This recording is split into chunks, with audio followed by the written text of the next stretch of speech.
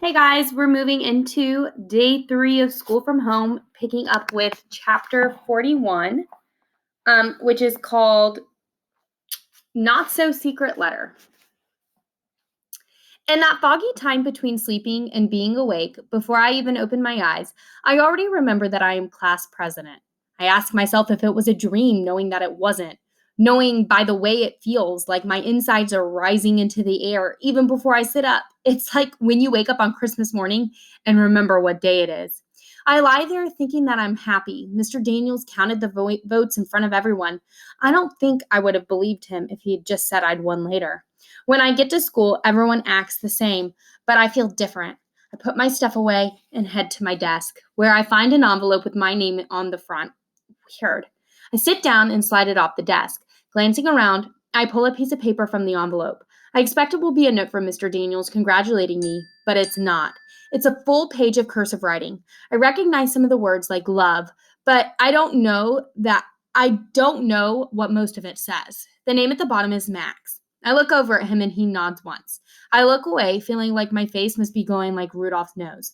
I fold up the letter and slide it in my pocket, wishing I could read it.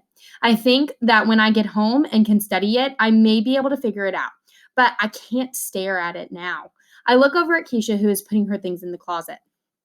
Hey, she says, sitting down.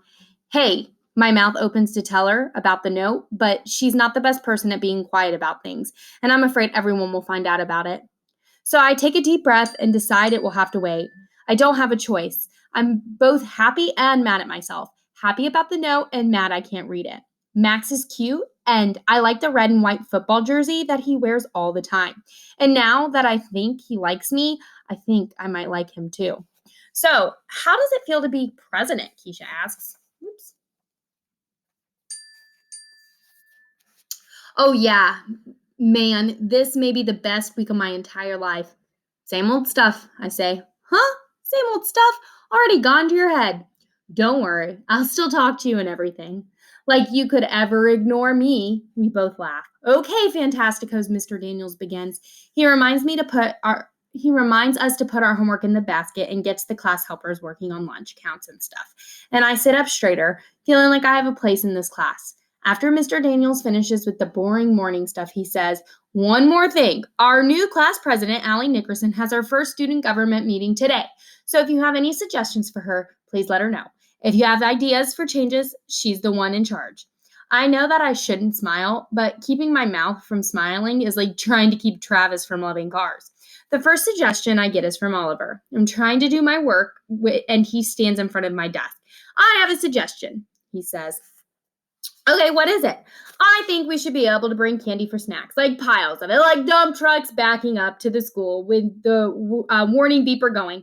And then it would dump like a huge pile of candy in front of the school, and the kids could use shovels to collect it because that rule they made this year about healthy snacks is dumb and took away the only thing that's about school that I liked. And Oliver, Mr. Daniels interrupts. He looks up.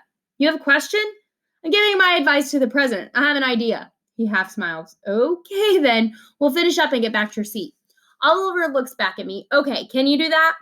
I'll try. He looks disappointed. Suki interrupts. I disagree. The healthier snack rule was good. It is bad for your body to fill with candy. He looks over at her. Stop acting like you're a grown-up. Jeez. Other kids give me suggestions too.